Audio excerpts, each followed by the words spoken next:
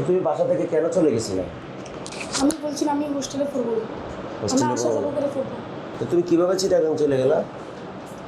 আমরা তিনজনে প্ল্যান করছিলাম।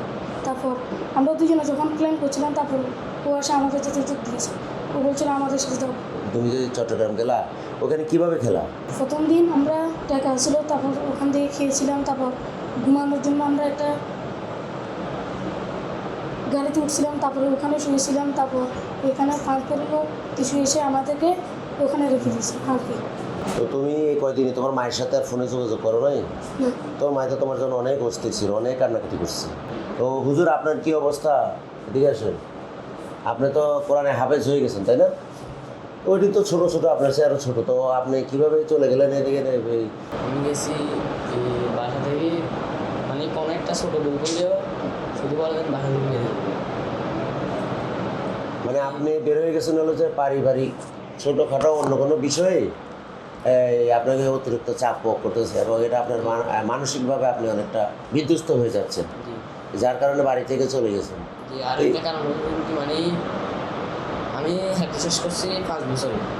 5 বছর একটা জায়গায় বন্দি ছিলাম, মানে ওখানে তো বন্দি থাকতে হবে, কারণ হুজুরদের আইন মানতে চলতে হবে, বা ওখান থেকে বের হওয়া যাবে না। JBS Holdings Limited। এখন আমি চাইছিলাম মানে বাড়িতে থেকে একটু পড়ালেখা করলে, মানে হোস্টেল এই জিনিসটা, মানে এই যে ধরা বাঁধা যে গন্ডি, মানে আপনার শিশু হিসাবে যে উচ্ছল প্রাণবন্ত যে ঘুরে বেড়ানো, সেটা আপনার কাছে টানে, আপনার কাছে ওই যে গড় বাঁধা যে বিষয়টা আপনার কাছে ভালো লাগতেছে না। আর আপনি কেন গেছেন জিজ্ঞাসা করতে? ও তো হাই স্কুলে পড়ে। আমি চলে গেছি যে আমার স্কুলে?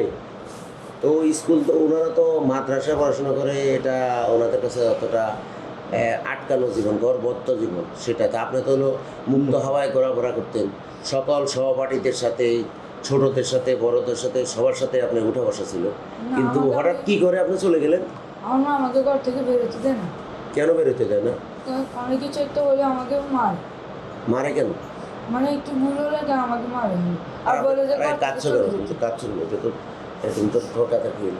এই শিশুদের সাথে আমরা আসলে গল্প করছিলাম বর্তমান সাম্প্রতিক সময়ে এই তথ্য প্রযুক্তির অতিরিক্ত যে আমাদের ব্যবহারের কারণে একই পরিবারের বাবা একদিকে মোবাইল নিয়ে চ্যাটিং করতেছে, গেমস খেলতেছে, মা একদিকে করতেছে, পরিবারের বড় ভাইরা আরেকদিকে ব্যবহার করতেছে।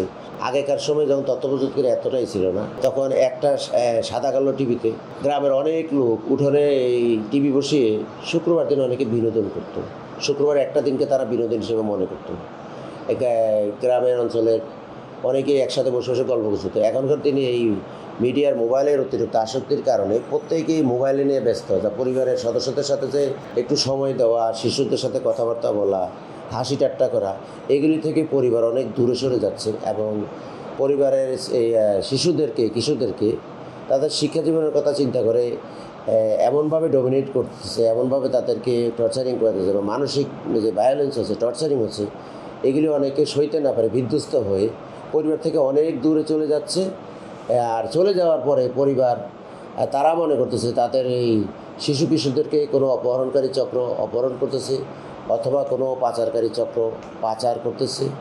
এটা সমাজের জন্য উদ্বেগ বাড়ছে।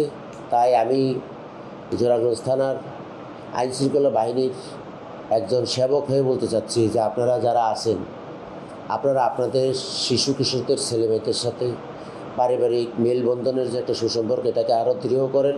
তাদের সাথে আড্ডা দেন, গল্প করেন। শিশুরা গল্প আড্ডা এগুলি পছন্দ করেন, এবং শিশুদের প্রতি মানসিক চাপটা কমিয়ে নেন। শিশুদেরকে যেন অতিরিক্ত মাত্রায় শিক্ষায় মানসিক চাপ প্রয়োগ করা এবং পারিবারিক মেলবন্ধন থেকে দূরে না রাখা, চাপ প্রয়োগ করা, মারধর, এগুলি ডোমেস্টিক ভায়োলেন্স কমাতে হবে। কারণ এই আজকে শিশুরাই আগামী দিনের ভবিষ্যৎ।